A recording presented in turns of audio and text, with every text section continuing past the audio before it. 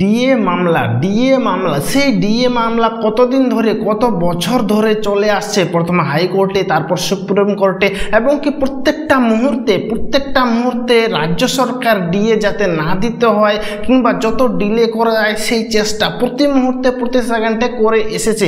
এবং কি যারা মামলা করেছে সেই সরকারি কর্মচারীরা মামলাকারীরা তারা প্রতিনিয়ত লড়াই করেছে রাজ্য সরকারের সঙ্গে, এবং কি রাজ্য সরকারকে বলেছে, জানিয়ে দিয়েছে যে ডিএ দিতেই হবে, ডিএ আমরা ছাড়বো না। নমস্কার দর্শক, আমি দুর্লভ, আপনারা দেখছেন দুর্লভ বাংলা। দর্শক, এই গতকালকে চলে গেল এবং কি সেই গতকালকে সুপ্রিম কোর্ট রায় ঘোষণা করে দিল। রায় ঘোষণা করেনি, রায়টা স্থগিত রাখলো, মানে শুনানিটা শেষ হয়ে গেল, মানে ডিএ সম্পর্কে আর শুনানি হবে না। যার শুনানি হয়ে গেছে আর কিন্তু ডিএ মামলায় শুনানি হবে না, ডাইরেক্ট রায় ঘোষণা হবে, শুনানি হবে। তো এইবার গতকালকে ডিএ মামলা শুনানি শেষ হলো এবং কি সুপ্রিম কোর্ট, আমাদের দেশের সর্বোচ্চ আদালত সুপ্রিম কোর্ট বলল যে এখন আরও যদি কারো বক্তব্য, মানে মামলাকারী কিংবা রাজ্য সরকারের যদি কোনো বক্তব্য থাকে তাহলে তারা হলফনামা করে সেই বক্তব্য হাইকোর্টে জমা দিতে পারে। তার মানে 3 সপ্তাহের মধ্যে রায়দান ঘোষণা করা হবে, মানে রায়দান দেয়া হবে। 1 সপ্তাহ মনে করো যে রাজ্য সরকারের কোনো কারো যদি বক্তব্য থাকে সেই হলফনামা জমা করে সুপ্রিম কোর্টে দিল, 2য় সপ্তাহ মামলাকারীদের হলফনামা সুপ্রিম কোর্টে হয়তো কেউ দিল, 3য় সপ্তাহে কিন্তু শিওর রায় ঘোষণা করা হবে। এবং কি সেই যে রায়টা দিবে সেই আবহাওয়াটা বা ইয়েটা দেখে বোঝা যাচ্ছে যে রায়টা সে মামলাকারীর দিকেই যাবে, মানে মামলাকারীরাই জিতবে। যদি খালি মামলাকারীরা জিতে যায় তাহলে এই দুর্গাপুজো, এই 2026 কিংবা দুর্গাপুজোর আগেই ডিএ মামলা, মানে ডিএ দিতে পারে বা দিতে হতে পারে রাজ্য সরকারকে। আর যদি পুজোর আগেই ডিএ দিতে হয় রাজ্য সরকারকে তাহলে দেখবেন যে বিশাল অস্বস্তিতে এই রাজ্য সরকার, কারণ 40,000 কোটি টাকা ডিএ বাকি আছে এবং কি সেই দুর্গাপূজার যে 1,10,000 করে দিচ্ছে সেটা একটা বিশাল বড় অ্যামাউন্ট। তো দুটা মিলে একদম রাজ্য সরকারের বেহাল। তো বিশেষ করে যে সুপ্রিম কোর্টের ঘোষণা বা রায় যদি হয় যে ডিএ দিতে হবে তাহলে তো রাজ্য সরকারের পুজোর আগে ঘাম বেরিয়ে যাবে এবং কি 2026-এ টলমল করবে বর্তমান শাসক দল।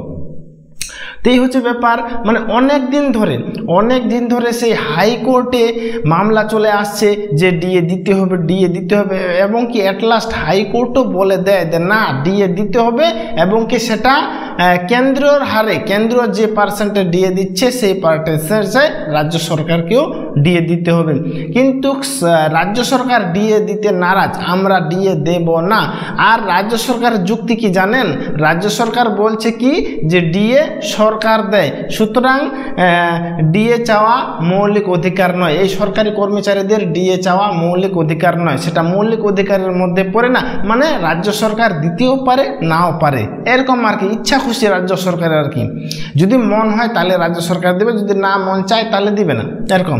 কিন্তু ওইদিকে মামলাকারীরা বলছে যে না, আমাদের ডিএ মৌলিক অধিকার, কারণ এটা আমাদের অধিকার, এটা আমাদের পাওনা, আমাদের লাগবে, এটা আমাদের মৌলিক অধিকারের মধ্যে। আর তার জন্য আমরা সুপ্রিম কোর্টে না, প্রথমে হাইকোর্টে দ্বারস্থ হয়েছে এবং কি হাইকোর্টও বলে দিয়েছে, হাইকোর্ট তো বলে দিয়েছিল যে 3 মাসের মধ্যে ডিএ দিতে হবে এই সরকারি কর্মচারীদের। তারপর সুপ্রিম কোর্ট হাত জোড়ো করে সেই সুপ্রিম কোর্টে যায়, সুপ্রিম কোর্টে বলে যে ডিএ দিতে হবে, সুপ্রিম কোর্ট বলছে হ্যাঁ দিতে হবে, কিন্তু রাজ্য সরকার তখন বলে যে কেন্দ্র সরকারের হারে বলে দিতে হবে, এটা আমরা অবজেকশন জানাচ্ছি ইউনার।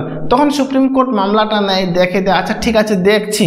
কিন্তু দেখতে দেখতে অ্যাট লাস্ট গতকালকে হয়ে গেল শুনানি ডিএ মামলা এবং কি রায়টা যেদিকে যাচ্ছে আমার মনে হচ্ছে সেটা হচ্ছে রাজ্য সরকারকে দিতেই হবে সেই ডিএ সরকারি কর্মীদের দিতে হবে। কারণ এর আগে আমরা অনেক রকম রেজাল্ট দেখেছি, যেটা হাইকোর্টে হয়েছে সেটা সুপ্রিম কোর্টেও সেই রায়টাই ঘোষণা হয়েছে।